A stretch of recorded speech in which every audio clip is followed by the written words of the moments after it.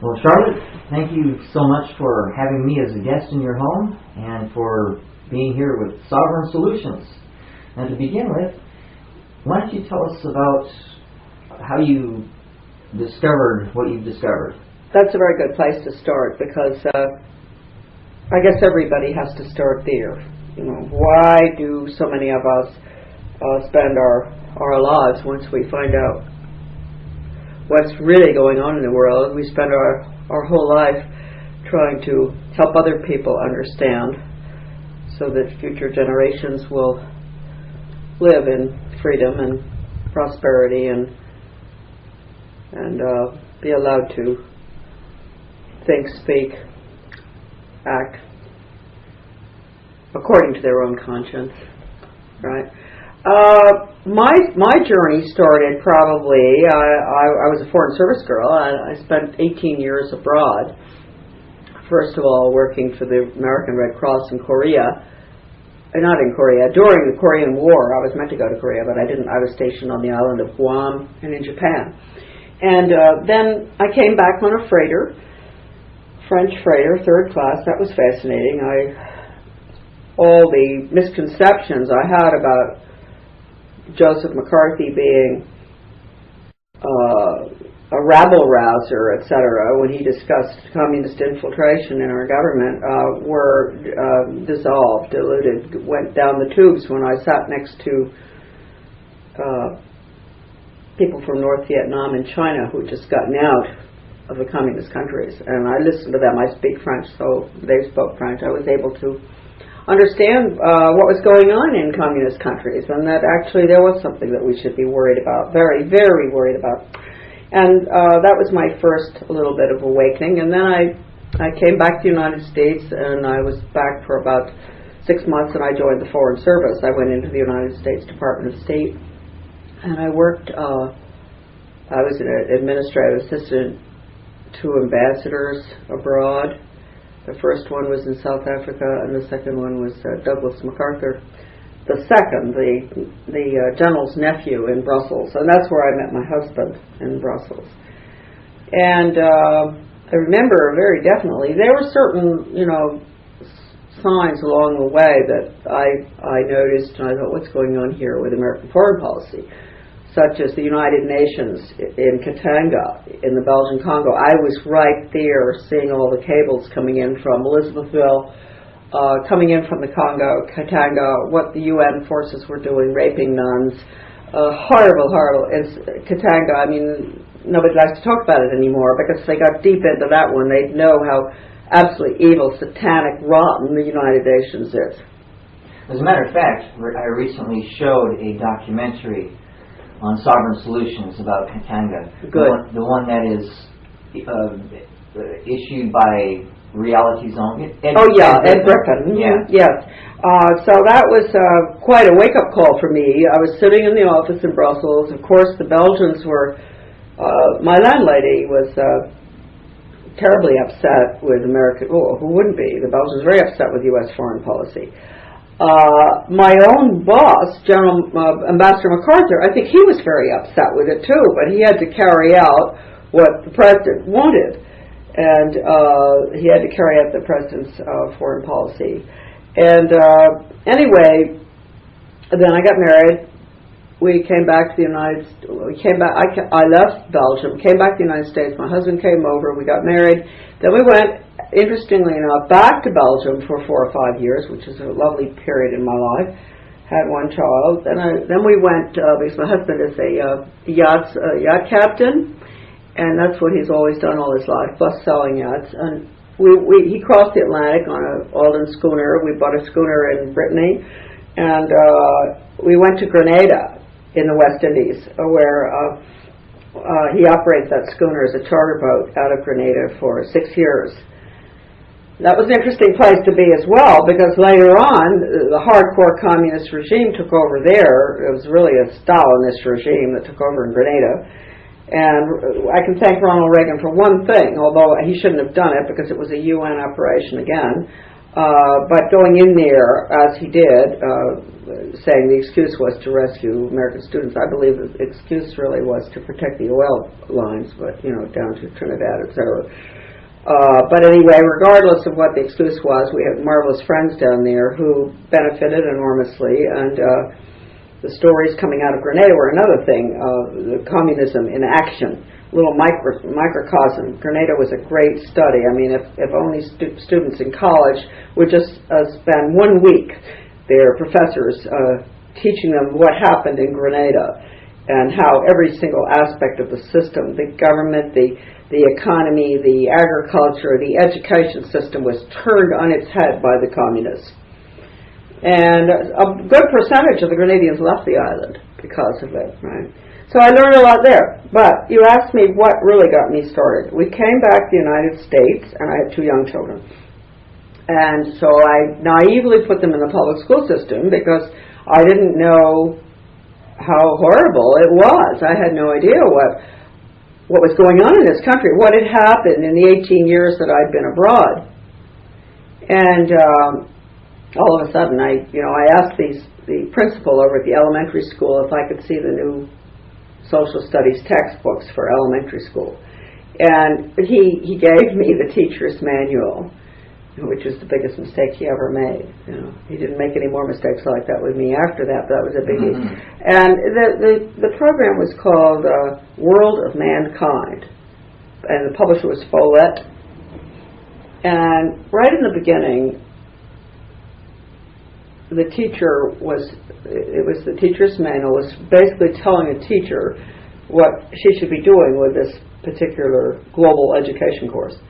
And it said right there that it was humanistic philosophy, and anybody who knows what the Humanist Manifesto is, a lot of people don't know. They think humanism is a good, wonderful thing, humane, we'll be nice to our neighbors, and you love everybody. They have no idea that the Humanist Manifesto is the plan, the total international takeover, atheistic control plan for the UN.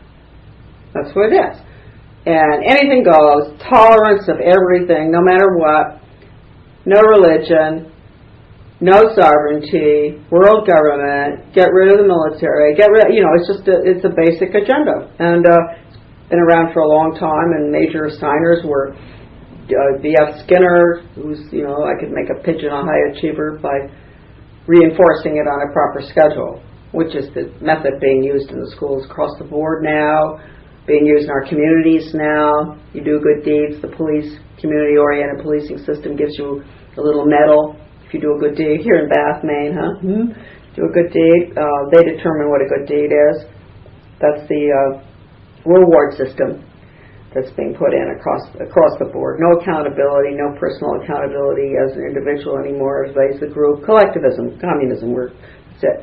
So anyway, I saw this, and I thought, wow. And also they had a little project for the teacher, or sort of a little daily escapade. She'd take the little kids, first graders, in town, and they'd look at the houses. This was in beautiful Camden, Maine, and we happened to have a great big captain's house. That didn't mean that we were rich. And a lot of Mainers have big houses, doesn't mean they're rich. And then across the street you'd have a trailer. And the teacher would say, who do you think lives in the captain's house? Who do you think lives in the trailer? What do you think they eat in the captain's house? What do you think they eat in the trailer? And so the children would say, oh, you probably have steak in the captain's house and pizza in the trailer. And I thought, what are they doing to these children in first grade? This is the beginning of class warfare. So I went to the school board meeting and I complained. I just said I thought this was a very non-academic activity which had a highly political tone, and what's the purpose? Well, the next day,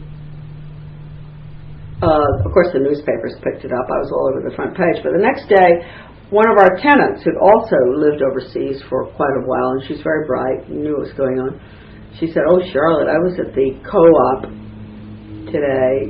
Back then in the 70s, everybody went to the co-op and got cheese and whatever, vegetables cheap and all, large quantities. And she said, oh, the word is out that you're a kook. And I thought, oh, well, that was my introduction to how they deal with people who question them, who do their research, don't like what they see, ask their elected representatives what's going on. If you get really close to the truth, you're called a kook. And they did that in the Soviet Union too, and they do it in China, any communist fascist country. The minute you open your mouth about something, ask a question, do research, they tell the rest of the community that, she's nice, she's a really nice woman, but maybe, sometimes they don't call her a kook, sometimes they do. You don't have to be mean to her, but who wants to associate? Human beings are, it's a natural reaction. Human beings don't really want to associate with crazy people. They really don't. It's hard work. I mean, it is. People work with them in hospitals. It's hard work. And you admire them for the work they do. So anyway, if you're called a kook, that gets the word out in the community. Don't listen to this woman ever. So I found that out. Then I ran for school board. And I after the third try, boy, they were really upset when I ran. I ran 3 times. 2 times I lost. Third time I won. I did win by a few votes, and I remember them they counted the votes 2 times at the Opera House in Camden, just to make sure that possibly she didn't win. Huh? Well, I won. I got on. The superintendent was a change agent out of Harvard, and I'll explain what that is in a second if people don't know. And I did do a pretty good job there. I got rid of the values-destroying values clarification. I got, even the liberals went along with me getting rid of that horrible Sidney Simon program. And I did get 5 minutes of grammar a day. Can you imagine? They wouldn't this back in the 70s. They were getting rid of everything, getting rid of the math, good sound math, getting rid of grammar, getting rid of history, getting rid of anything that was academic. Everything was soft, fuzzy, touchy, kids sitting on the floor studying or in circle, in round desks. And I did a pretty good job, but I lost the next election. But while I was on the board, this has to do with change agents, I had a phone call from a retired teacher. And she said, because I'd been writing some letters to the paper too, and of course she'd seen everything in the paper, because every time I opened my mouth as a board member, they'd dump on me. And she said, you're absolutely correct. She said, I've been a teacher for many years. I taught in Europe. She's a master teacher. And she said, you're right on. But she said, I think there's something that maybe it would be good for you to go and see what they're really up to. I want you to go to be trained as a change agent. Well, at that time, I really didn't know what I'd been up against with a superintendent. I really didn't know that there was such a thing as a change agent. And she said, I'll pay for you. And it was $100 back then. And it was up in Searsport, Maine, the training. And I went. And there were really nice people there, teachers, principals, etc. Some I knew. Our principal was there from the high school. And they luckily gave us a textbook that was a big fat thing called Innovations in Education, A Change Agent's Guide. And it was put together by Professor Ronald Havelock at the University of Michigan, Ann Arbor. And it was federally funded. And it had case studies in it by real teachers, and these were real studies of situations, the implementation of very controversial programs in the schools. And in other words, you have to be trained to manipulate the community in order to get the program in. So it taught you, there must have been about 25 or 30 of them, how these different teachers and principals did it. Like it was a science teacher who got the sex ed in, and how he got around the community, and red flags, and the Christian uprising, and this and that, and what do you do? How do you deal with these people, and how do you go after them? And I was trained how to identify the resistors in my community. Absolutely. And when he said that, I thought, you asked me in the beginning. What got me going? That got me going. When you are trained to identify yourself, because I was a resistor, I thought, wow, I thought back to the people on the boat coming back on the Vietnam, the freighter from the Far East. I thought back to those people from North Vietnam and China, who had told me about identifying resistors and how members of their family were identified and how her grandfather was paraded around town with his head off. He had been a leader in town, so they paraded him around, just his body, so you could see. You don't resist. That's what happens. And so here I was being taught how to identify the resistors. The people who are smart people who know that sex ed, drug ed, decision making, alcohol education, bullying education, critical thinking, everything that has education hanging off the end of it. Watch it. That's a red flag for any parent or anyone out there listening, because that is not traditional education. That is brainwashing. Those programs, they say they're for the good of our children. All of them are devoted to behavioral change, behavioral and attitudinal change. And basically, the purpose of them is to do exactly the opposite of what they say they're meant to do. And I have the proof of that in my book, The Deliberate Dumbing Down of America. 700 pages of documents, chronologically arranged, starting in the late 1800s, mid-1800s, all the way through to today, basically, because George Bush is doing exactly what Clinton was doing, what Reagan really carved the ultimate agenda in stone. They've been working on it for about 100 years, but he carved it in stone when I was in the U.S. Department of Ed, and we'll get into that later. But anyway, the change agent training just scared me to death. These programs, the one I'm talking about here, was death education. The Guidance Counselors Association in Washington, D.C., at their headquarters, they publish a journal. And one of their monthly or quarterly journals was devoted to death education, which I think most parents know. The kids have to go and lie down on tombstones and go to the mortuary and study all of the global religions. For heaven's sake, don't mention Christianity. Buddhism, Hinduism, mysticism, whatever religion. Everybody's religion except the basic religion for the United States. And the funeral ceremonies, right? But anyway, in this particular issue, it's terribly important because this went out to all the guidance counselors across the country.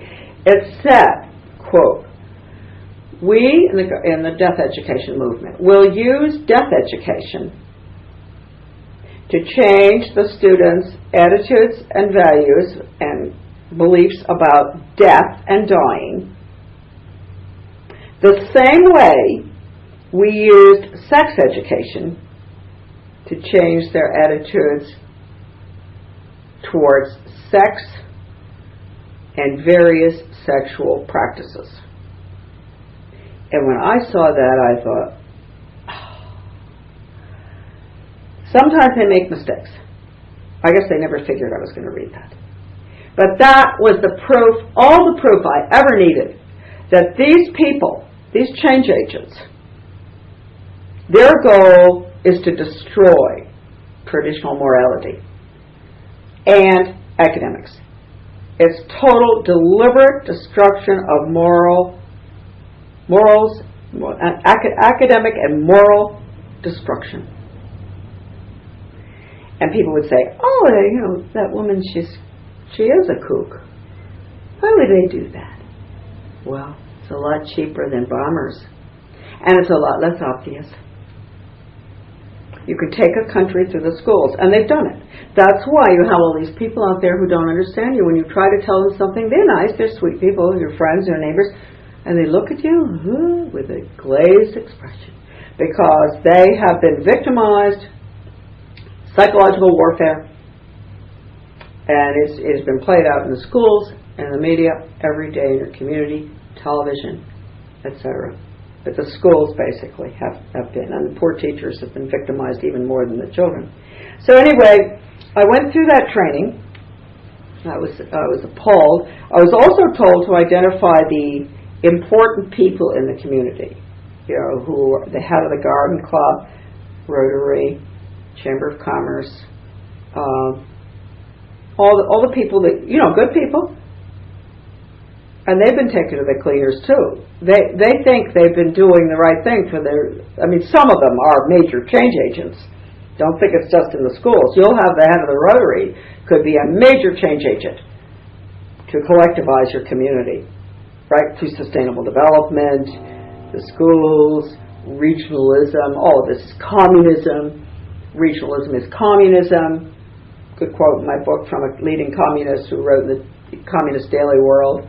Now, what exactly is regionalism? Well, Lenin called for it. First of all, regionalism is this council form of government, which is a Soviet form of government. It means you have unelected councils. You drop the borders between the town, the county, and the state.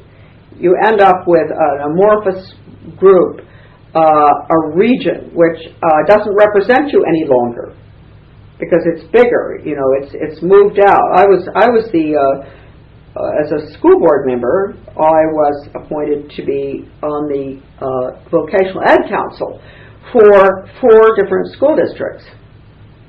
And I saw it there. That's probably easier for people to understand. We were a wealthy town, Camden, Maine, and we ended up paying the lion's share for all the other towns. Redistribution of wealth.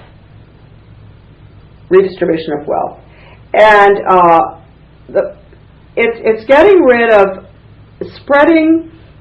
bringing in from the countryside to this is like consolidation with the schools, bringing all the little schools into the major central school. That's what you call consolidation. Shut down all the little schools out there where the children are closer to their parents. The parents can go to school board meetings, etc. It's making government very distant from the voter or the citizen, very distant. He no longer really has much of a say because it's been watered down through the big council form of government where they bring everybody into the council system and the little boards just go by the way. It's going on all over the country now. But anyway, this communist writer in my book, he said, the United States is moving too slowly towards regionalism. It worked so well in the Soviet Union. Oh, that's a good quote. And there's so much on regionalism, wonderful work that's been done by Americans through the years. Arch Roberts did magnificent work, Colonel Arch Roberts, many, many others. On my new website, AmericanDeception.com, there's so much on there in regard to regionalism. Don Bell, he did a whole series of fantastic newsletters. Don Bell was a journalist in World War II who was in a Japanese concentration camp, came back to the United States, wrote newsletters up until 10 years ago. Most magnificent work you've ever seen. Well, on my website you have his series of fabulous articles on regionalism. And Maureen Heaton's The Impossible Dream, incredible book, is also on that website. But anyway, that's exactly what we were looking at in our community, where the leadership of these groups, many of them were deliberate, and many of them were definitely change agents, others perhaps not, maybe not Garden Club, Historical Society, but they were being used. I was, as a change agent, meant to go to them and say, well, we have a bit of a problem with a couple of pregnancies in the high school, so we need a sex education program. Well, probably, in most cases, they would target the schools or the towns that had the least problems, because they want to create the problem. I'll never forget in Michigan, some parents calling me and saying, we can't understand why on earth are they putting in the comprehensive health education in this community, because we don't have any pregnancies, we don't even have problems with the kids drinking or drugs or anything. Why are they putting it here? And I said, because you don't. The goal is to get you to have the problem. And when they can crash the morals and values, and they can crash the academics, then they can impose the totalitarian system, which is George Bush is putting in right now. Clinton before, Bush Sr. before, Reagan before, Carter before, whoever, Nixon, they've all been in it. I mean, all the way pre-World War I. We have had, every single president has had the same agenda. Might as well make that clear. And I mean, sometimes the end of an interview comes and the guy will say, well, do you have anything you want to say? And I say, yeah, there's only one thing you have to remember when you go home, and this is easy. There isn't any difference between the Republican and the Democratic parties at the top. And this has been planned ever since the late 1800s. Carroll Quigley said this in Tragedy and Hope. Carroll Quigley was Clinton's mentor at Georgetown University, and he wrote this great book, Tragedy and Hope. He was an insider inside the economic, financial elite, right? CF, Council on Foreign Relations, all that. And he didn't have a problem with the idea of world government, which is their goal, but he did say it shouldn't be kept secret from the people. And he was the one who talked about in the late 1800s when the financial elite got together and they said, if we're going to have this international system, we're going to have to control both parties at the top, so that when the voters go to the polls, they'll pull a thing and they won't know that it doesn't make any difference who they vote for. They're going to get they won't know that. And that's the most important thing for Americans to remember right now. It doesn't make any difference. I mean, people thought that George Bush was going to be a good Christian conservative coming. They should have known better. They should have known that he's not far from his father or his grandfather. But they didn't want to listen. I mean, if I said that, they'd say, oh, we're conspiracy. It's another subject. Of course it's conspiracy. It's the only country in the world that doesn't accept the idea of conspiracy. The only country in the world. I've lived all over the world. All other foreigners and people, and I don't care, you've traveled enough. There's never been anything that happened in this world politically that wasn't a conspiracy. Well, the Bible is full of conspiracies. I always say it started with Adam and Eve. Yeah. It's full of it. Conspiracy.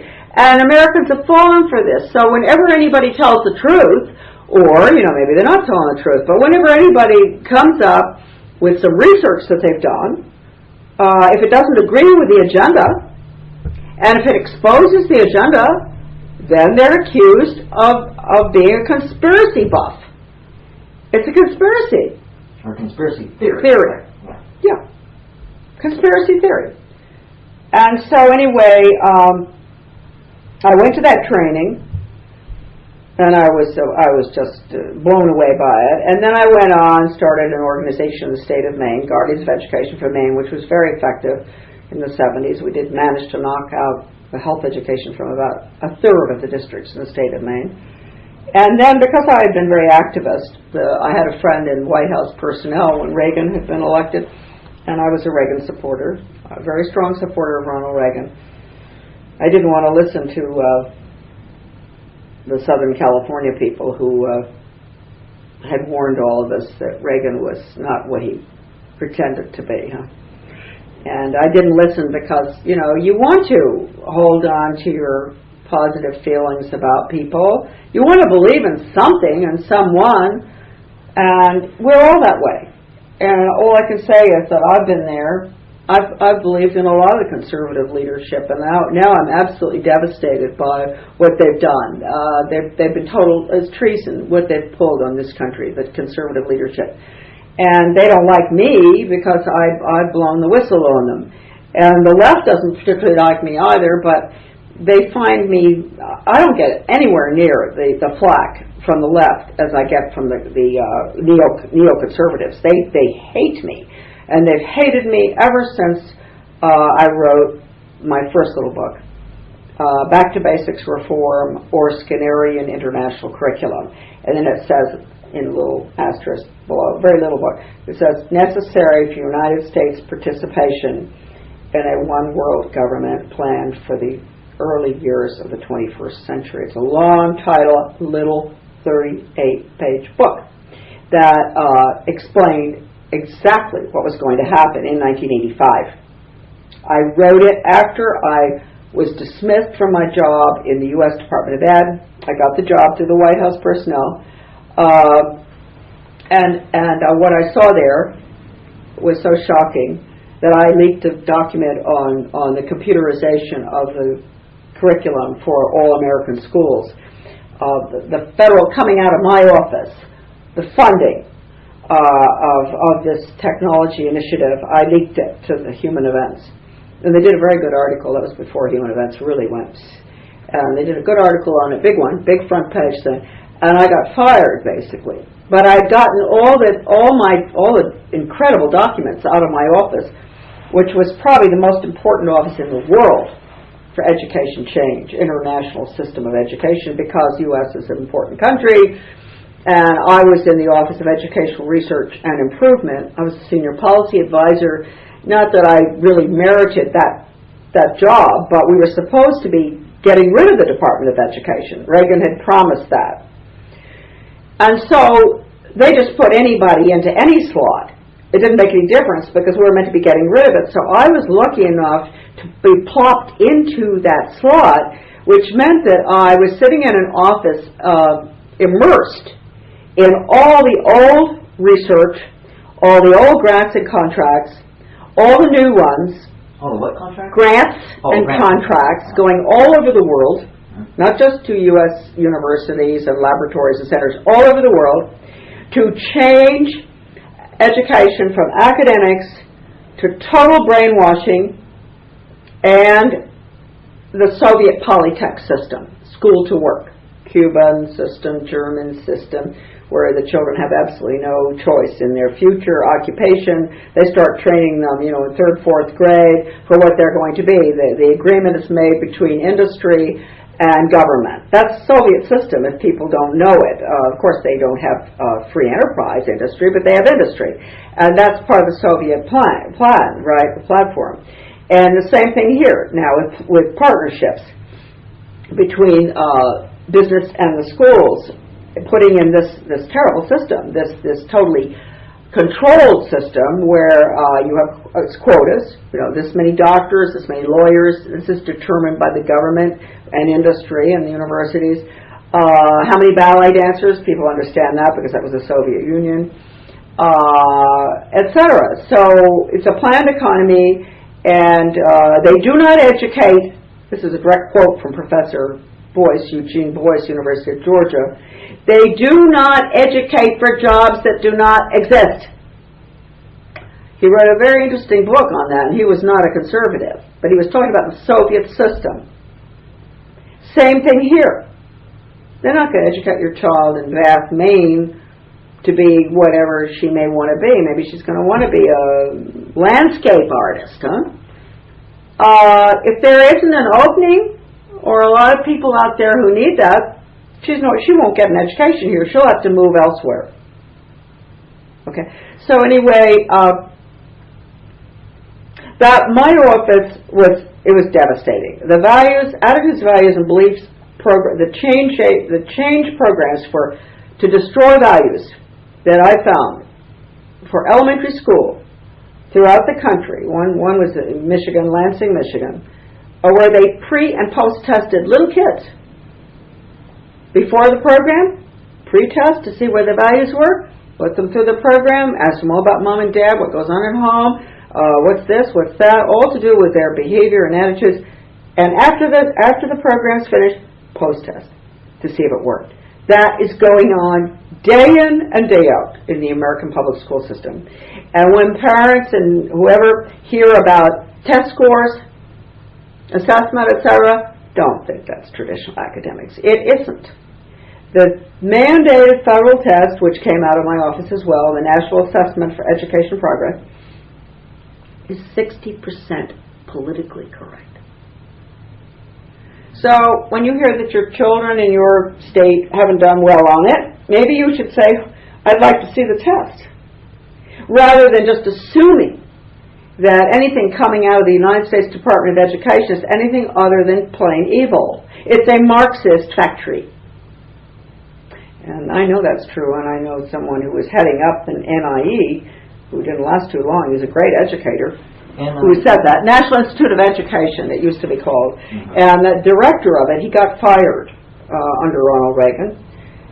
He was the former head of the Cathedral School for Girls in Washington. No lightweight educator, a very fine educator, not a political guy. He was a political appointee, but what I'm saying, he was not a rabid conservative or a rabid liberal. He was just a good educator who had that job. And he got fired because he wanted to get rid of his own office. And he knew as well as I did, I think he was the one who referred to it being a Marxist factory. So it's just as well for people to know that. Now, Ronald Reagan, he could have gotten rid of the department, and if he didn't get rid of the department, if he couldn't have gotten that through Congress, he could have gotten rid of the office that I was in, the National Institute of Education, because that director recommended himself that his own office be abolished. That was the office that had to go. That was the office that dealt with testing, teacher training, program development, all these rotten programs out of the National Diffusion Network. If that office had gone, we would have really been in pretty good shape to get rid of the rest of it. So you'll find the conservatives all defending Reagan on that. Oh, well, it wasn't his fault. You really think it was his fault? It's probably his advice. If I ever again hear about any government cabinet secretary or director of an office like the National Institute of Education or out of the White House saying, being excused by the public as, oh well, it's not his fault. It's not Bush's fault. It's Karl Rove. Or it's someone else. Or, he doesn't know what's going on. Look. Okay, if you don't know what's going on, you shouldn't be in the White House. He knows he's not particularly bright, George Bush, but he's doing an awfully good job for those who want to take us down. You can't say that he isn't doing a wonderful job, because Iraq was never meant to work the way we were told. They have to destroy the Middle East first in order to restructure it as a region. Okay, you asked about regions? All right, let's go back to regions. It's easier to deal with regions than it is with countries.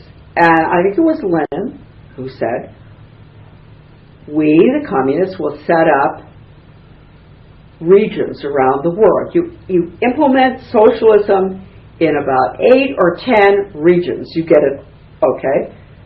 The European Union is a very good example. That is a region. That is the region. That is the prototype for all the other regions around the world. The one they're setting up in Africa, Middle East, Bush, Vincenti Fox, Martin, Canada. Here, got about 10 regions being set up, okay? Gorbachev sometimes really is useful. He said in London 3 or 4 years ago, he said, and think of this in terms of the United States region with Mexico and Canada too. He said the European Union is the new European Soviet. Now, if that doesn't send chills up your spine for the old Europe, nothing will. But if you don't care about Europe, what do you think Gorbachev would say about what George Bush is putting in here? Wouldn't he say that the merger of Mexico, the United States, and Canada is what? I'm going to ask the audience. Not the new European Soviet, but the new what? American Soviet. And then Americans say, well, what's wrong with that? Well, I say is, that's the education system, see? It's not your fault. It's not your fault. But it's not too late. You have been deliberately dumbed down. You ask me what's wrong with that. You better go find out what's wrong with any form of government that has an ism on the end of it. Fascism, communism, whatever. Nazism. The United States, we are a Republican form of government, representative form of government. We're not a democracy. Thank God we're not a democracy. I mean, the communist countries call themselves democracies. Do you understand me? Huh? They do. Democracies where, it's majority rules. We don't have that form of government, thank heavens. We don't. So, what's going in right now could never have been put in had it not been for a diabolical plan. I call it the 5-pronged fork. So I keep adding prongs to it, but let's go through this because you can understand. I came up with this because I do a lot of radio work, and I was getting really tired of beating up on the audience all the time. I just felt that I was always saying, come on folks, get with it, what's wrong with you? How come you haven't seen these things? Why have you not done something about it? And then I realized that it was a stroke of good from the good Lord, probably helping me out. All Americans who are alive right now, and those who've died, recently, they have been victimized. We have been subjected to at least 100-year plan, and it was a very simple plan, and I think it has five prongs. I call it a 5-pronged fork. Let's go through it. Gradualism. Everybody knows about the frog in the cold water. Okay, we were talking about Whitney and the rest of them back in 1880, making their plans to control both parties and how this would work out. And the Carnegie Corporation was the one who was given the job to destroy American academic education. I've got all the documents on that. And all these things that have happened, Ronald Reagan signing the agreement with Gorbachev to merge the two education systems. There's so much in, say, since 1880 to 1980 and to now. But they started out and they do everything slowly. And the frog, is boiled slowly. The water, you heat the water up, and now here we are in year 2006, and it's bubbling, and the frog is really dead, I think. Just about, he's got to be pretty fried. So it's gradual. You don't see what's going on when it's generation to generation. How many generations there? Almost 4. So each generation is being dumbed down, because that's the plan. You do it through the schools. Carnegie Corporation said in 1934, I have an original document from them, we will use the schools to change America from a free individualistic economy to a socialist planned economy in the new order. That's a direct quote. Since then, Carnegie has been following, you have to almost give it credit. It's very easy to follow that tax-exempt foundation. Right straight through. They control the testing. They signed the agreements with the Soviet Academy of Science. Same time Reagan signed the agreement with Gorbachev to merge the two systems. Carnegie was deeply into the restructuring of American education, using David Hornbeck to go down, first of all, to Kentucky. And that was for a school to work, totally. I mean, Hornbeck, who was involved right from the beginning, putting in the school to work agenda, which I was, it's like Cuba, the quota system for jobs and all, working with the government industry. He said in a book, Human Capital, with Lester Solomon, he wrote that book, he said, the corporations don't want well-educated people. Well-educated people give us too much trouble, they quit their jobs and all, so don't forget that. Next time you hear that the corporations are upset about no basic skills and all, that's not true. They want people, cookie cutter, button pushing people, period. That's it. And so, anyway, we'll go back to that's the frog, okay? Gradualism. And morality, too. We keep falling off the cliff more and more and more with the values clarification, but we'll get into that. The next thing, let's call it the dialectic. The next thing. The dialectic is you have the thesis and the antithesis and the synthesis in the middle. The thesis is it's wrong to steal. The antithesis is okay. Okay, you keep talking about it, have all these meetings in our communities, get the community involved, we're all going to discuss this stuff together, and you end up, let's say it's wrong to steal drugs for your sick mother. It's wrong. No, after all the discussion, you come to the middle. It's okay sometimes. Because she's sick. She's going to die. So you can steal when she's going to die, huh? Okay, so you keep moving closer and closer, you finally fall right off the cliff, you have no morals left at all. And this could apply to homosexuality or murder or anything. I mean, look, if you have a father that you don't like, who's been beating you up ever since you were 2 years old or other things, whatever, really, I'm sure that you really think it's okay to kill him. You can justify that in your mind, and that is what has happened to all of the sick character education, values education programs in this country, which try to base their curriculum on character education, to base it on a system that has no relationship whatsoever to Christianity. Right? You can't do it. It doesn't work. And we have all these children, these sad kids running around in trouble. Even if they're not in trouble, look at their faces. They're tragic. They can't read, they can't write, they can't talk, they can't smile. So we've done that. Okay. So then that's the dialectic. I hope people understand what the dialectic really is. One example of it, this probably is the best because it's funny. When I came back to the United States, after I got married, after we had 2 children, and I was doing the laundry for my husband one day. He was white shirts. I put a red sweater in with his white shirts by mistake. This is what you talk about. You decide what you want. How are you going to get it? You create the problem, and then you give the people the solution you want. Okay? And they do it every day. The change agents. How are they going to get education moved from the local level to the state level? Create the problem.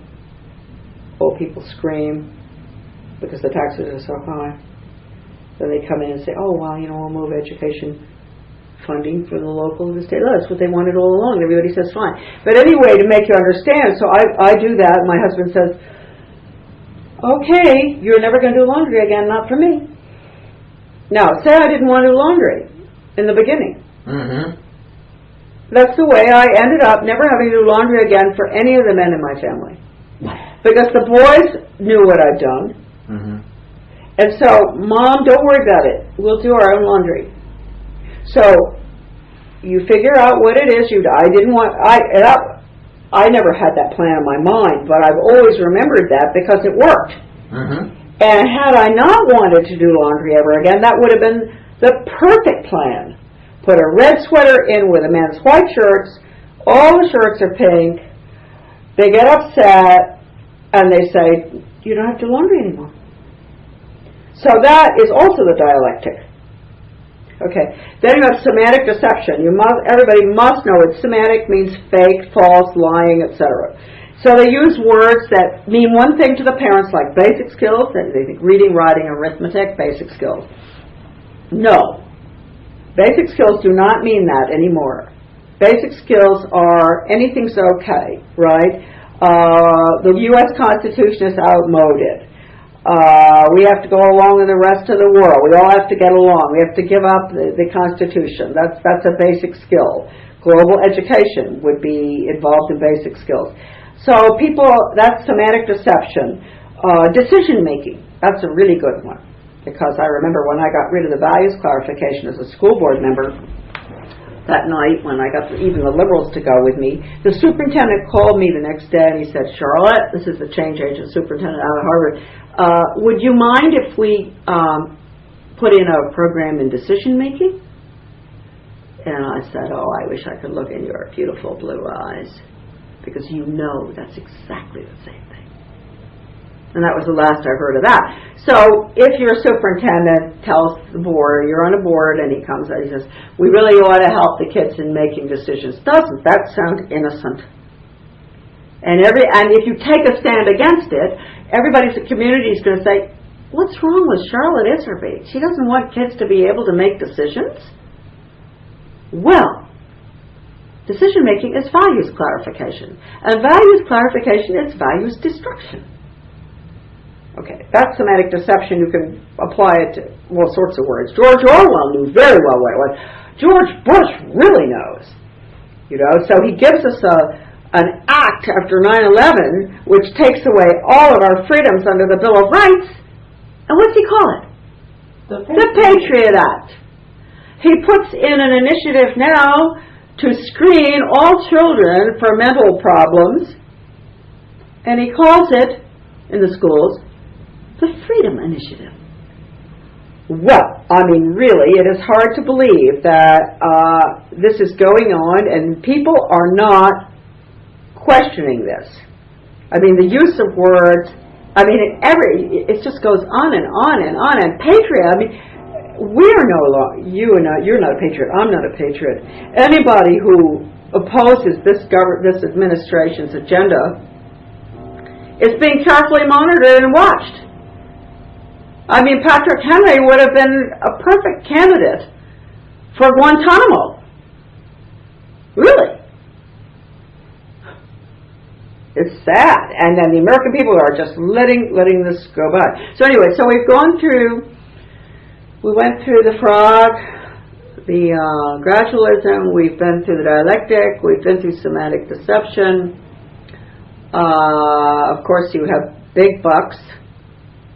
And, the Federal Reserve, endless amounts of money. Printed out of nothing. Absolutely. Absolutely. Printed out of absolutely nothing. And I'm trying to think of what the other one was. I can't think of it right at the moment. But it's been a plan. You've been victimized. And there's no wonder that the American people have sort of gone down as far as having any desire to understand what's going on. They've been conditioned. The media, of course, is one of the prongs of the fork, too. By the media, they've been conditioned to believe anything they hear on the nightly news. And even though they may say, oh, well, I don't think I agree with that, but you have to remember that when something is every night beamed into the house the same message, even though you may say you sort of don't agree with it, it's in there, it's in your head, you've been conditioned. So the next time the subject comes up, if someone in the room disagrees with it, you're probably not going to take a stand against it because you've been pretty conditioned to accept it. I mean, look at us, 4th of July, magnificent Independence Day from the British. Look at the people out on the street. What are they marching around for with American flags? I mean, this is so sad because we're not independent from anybody anymore. We're in a one-world government. China controls us. I mean, if China pulled the plug, what would we do? I mean, look at the deficit, trade deficit. China controls us. We're controlled all over the world. The Middle East, oil. Look at. I mean, if people don't see this, the cost of oil right now. George Bush told us 4 years ago, oil's going to flow, everything's going to be. No, we have no independence whatsoever, and we're not meant to, because my book will tell you all about that. All the chapters, the entries in there are quotes going back 100 years that we've got to get rid of independence. We shouldn't have sovereignty any longer. We have to become part of this collectivist world government. That's the plan. So what are we doing running around celebrating Independence Day? Independence from Great Britain. I wish we were independent from Great Britain. Personally, we're not. We may have fought a war to be independent from them, but look at us in the Gulf. Who's our big ally there? Who are we doing it for? Who do we do Kuwait for? Great Britain. British Petroleum. What interest did we have out there to move it to Kuwait? I mean, I thought that George Washington said to beware of foreign entanglements. What are we doing? And we're marching around with little American flags, and they've got all the fairs going on downtown with all the amusements for the children and barbecues and singing the Star Spangled Banner. And yeah, I mean, I'm sorry, I love America, and I'd give my life for my country. And you probably had relatives who have, and I've had relatives who have. My son was in the first Gulf War, and I tell you, I think it's absolutely outrageous that all the servicemen who have died for their belief in our Constitution and the Bill of Rights, they've died for this. And we don't seem to care. We've got a bunch of traitors in Washington who sit there voting down the Bill of Rights and the Declaration of Independence, the Constitution, every day.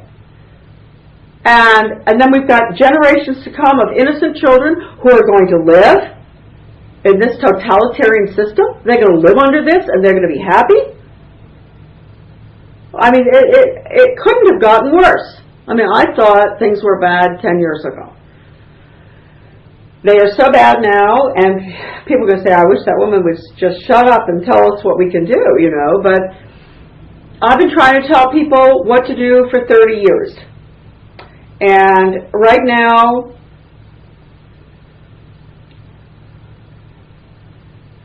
I think there are things that could be done, but to get the American people on board is not going to be that easy. There are many things. I mean, we could all stop paying our taxes. We could all keep our children out of school. There are many, many ways to object, but with the walls going up, the borders becoming so porous, and this country becoming so multinational, it's not. I don't have anything against foreigners. I never have. In fact, I think the majority, you know, if only American people understood that I'm not alone when I talk like this. I mean, I know many foreigners in the Far East and Africa, and who are all equally upset about every single thing that I have talked about today, because this is an international system that's being imposed. It's not just on us.